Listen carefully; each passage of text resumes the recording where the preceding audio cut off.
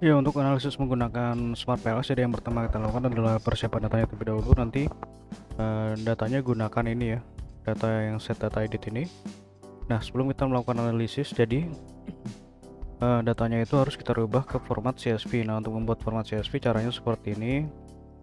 Nah, ini kita copy ya dari nomor sampai ke ini. Jadi untuk yang nama variabel ini tidak usah. Nah, seperti ini, di blok ke bawah, copy. Kemudian kita buat file baru, kita paste di sini ya. Nah, paste lalu kita save. Jadi file save as. Nah, untuk nama ini bebas ya, kita tulis saja contoh seperti ini. Kemudian untuk yang terpenting ini, file format itu kita klik, kita pilih di sini CSV UTF 8. Nah, seperti ini ya, lalu kita klik save. Jadi seperti itu untuk membuat file CSV-nya. Karena saya sudah buat, nanti kita gunakan file CSV yang saya buat saja.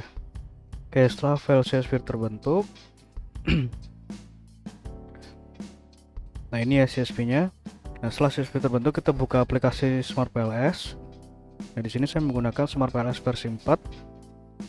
Nah, akan muncul tampilan seperti ini ya. Nah, lalu klik New Project. Kemudian untuk nama kita tulis saja contoh seperti ini ya. Grid. Lalu kita masukkan CSV yang sudah kita buat tadi. Nah, ini import data file.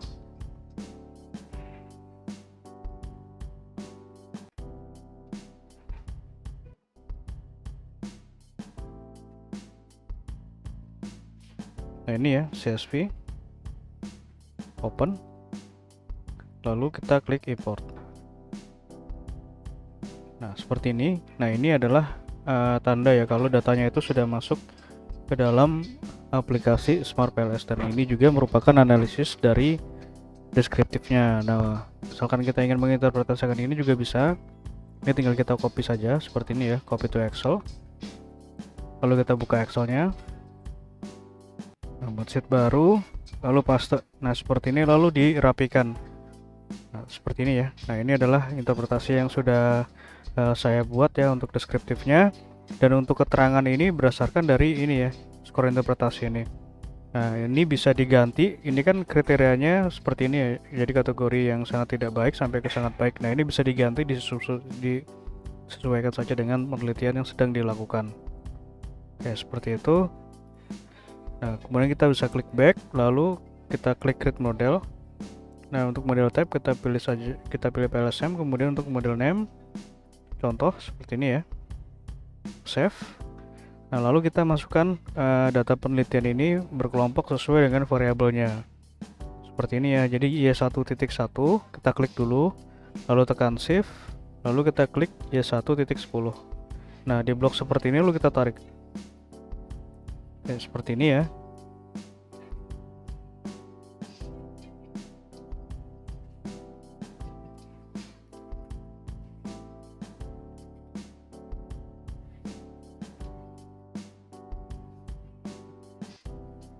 Oke, setelah seperti ini kita beri nama.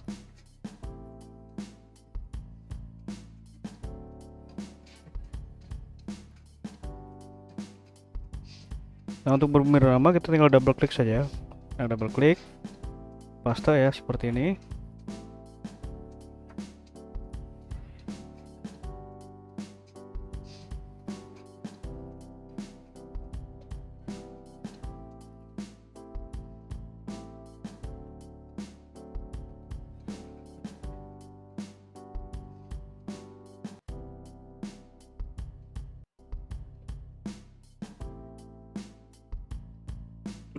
Nah, lalu setelah seperti ini kita susun modelnya sesuai dengan hipotesis yang diajukan.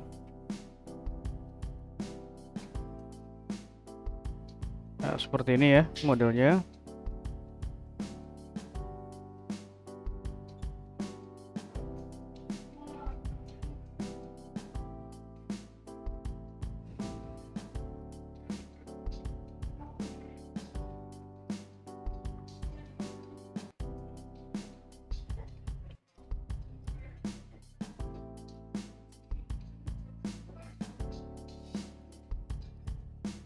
Kita hubungkan dengan menu connect.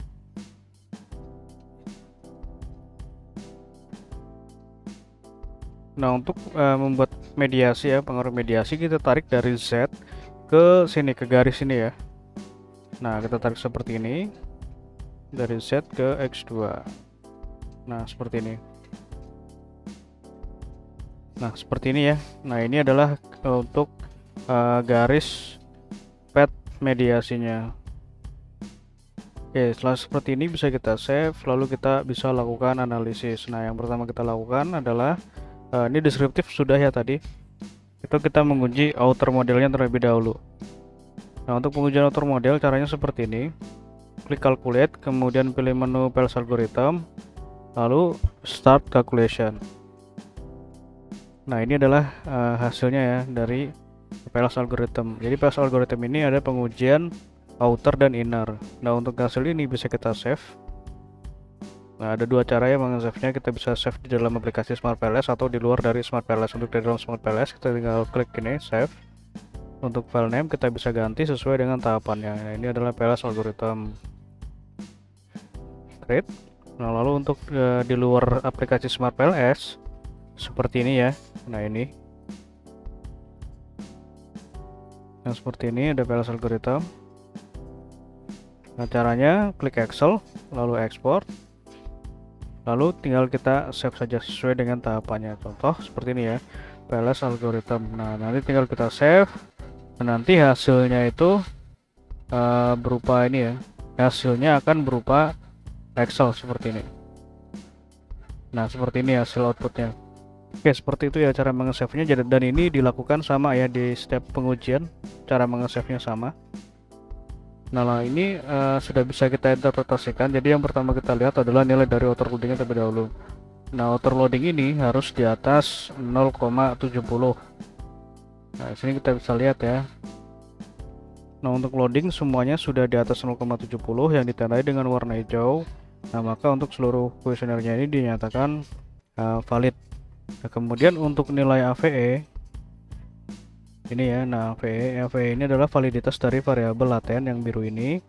Itu kita peroleh dari sini, dari construct reliability and validity. Nah, nilai AVE itu yang ini. Jadi AVE ini harus di atas 0,5. Ini seluruhnya sudah di atas 0,5, maka dapat dikatakan untuk latennya semuanya valid. Kemudian untuk uji reliabilitas ya. Nah, reliabilitas kerombak alpha itu kita peroleh dari sini. Nah, ini ya. Nah, ini kerombak alpanya. Jadi kerombak alpanya itu harus di atas ini ya, di atas 0,7. Nah, ini seluruhnya sudah di atas 0,7, maka dapat dikatakan reliable. Jadi sampai tahap ini untuk kuesioner dan variabelnya dapat dinyatakan valid dan reliable. Kemudian ada juga pengujian diskriminan validity ya menggunakan metode HTMT. Nah, kenapa menggunakan HTMT? Karena untuk PLS4 ini memang direkomendasikannya itu menggunakan HTMT, jadi tidak menggunakan cross loading dan tidak menggunakan phone tracker. Nah, ini HTMT ini harus di bawah 0,9. Nah, kita peroleh dari sini ya, diskriminan validity. Kita pilih yang list. Ini. Nah, ini harus lebih kecil dari 0,9. Nah, ini seluruhnya sudah lebih kecil dari 0,9, maka tidak terjadi masalah ya pada diskriminan validity-nya. Artinya semuanya memenuhi asumsi ini ya, asumsi diskriminan.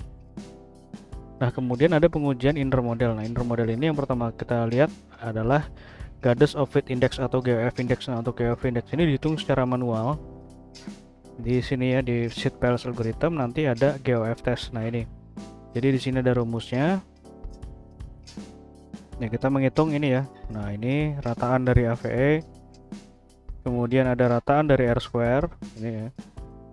Lalu ada rumus GOF. Nah, GOF-nya seperti ini ya. Nah, ini rumusnya nanti tinggal diikuti saja.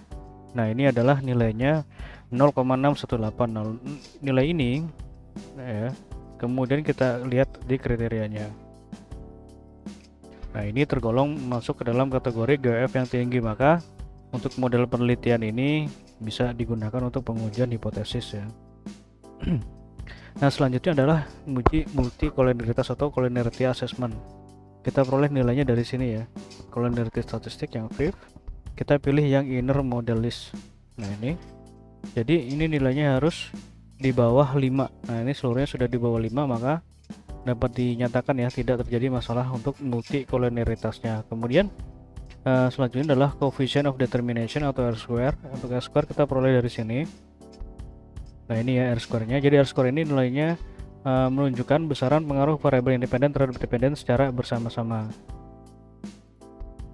Nah ini nilainya adalah 0,0649. Nah ini artinya adalah 64,9% itu variabel Y dipengaruhi oleh variabel X1, X2, dan Z.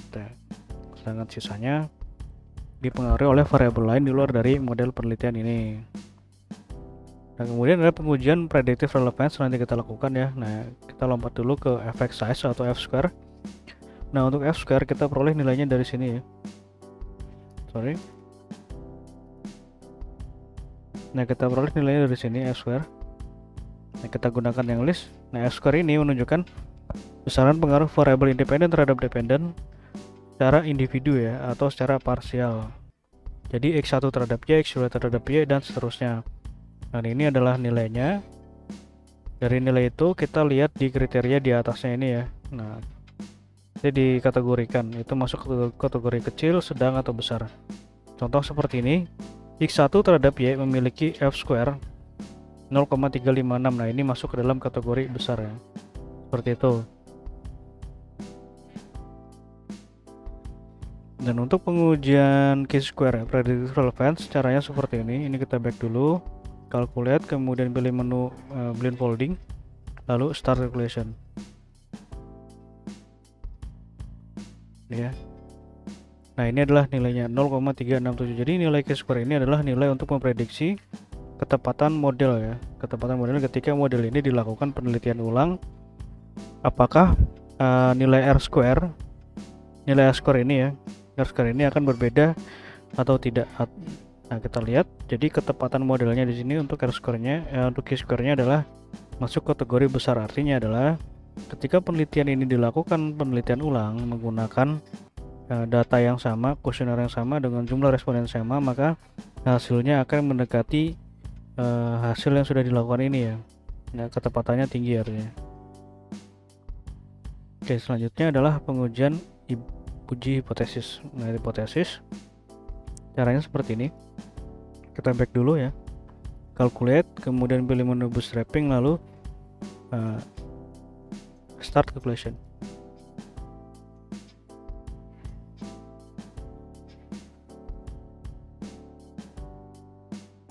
Nah seperti ini ya. Nah, kita lihat di path coefficient. Nah path coefficient ini ada dua nilai yang kita perhatikan, yaitu nilai original sample dan nilai p-value. Jadi original sample ini menunjukkan apakah pengaruhnya itu positif atau negatif, dan p-value menunjukkan apakah pengaruhnya itu signifikan atau tidak. Nah contoh seperti ini ya. Nah X1 terhadap Y, jadi supervisi akademik terhadap kinerja guru memiliki pengaruh positif signifikan ya, karena p-value-nya ini lebih kecil dari 0,05, maka hipotesisnya diterima. Nah untuk yang ditolak ini ya, jadi supervisi akademik terhadap kinerja guru yang dimoderasi oleh budaya organisasi itu memiliki pengaruh negatif tidak signifikan. Nah untuk yang motivasi kerja memiliki pengaruh positif tidak signifikan, seperti itu.